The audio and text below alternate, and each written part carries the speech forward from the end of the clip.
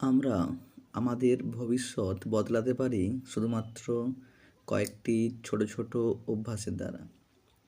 আমি জানি এই কাজটি অত্যন্ত কঠিন, কারণ আমরা দেখতে পাই আমাদের ভারতবর্ষ বা পৃথিবীর কোটি কোটি মানুষের মধ্যে আমরা এমন কয়েকজনকেই দেখি যারা জীবনের চরম পর্যায়ে পৌঁছেছে, যা হাতে গোনা।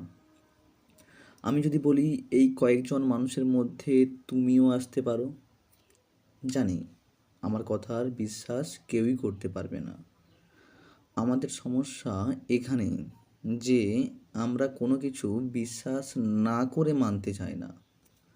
আসলে এটা সত্য কথা নয়। আমরা আমাদের ভালো অভ্যাসগুলো গ্রহণ করার সময় যৌক্তিক হতে চাই, যুক্তি দিয়ে ভাবতে চাই।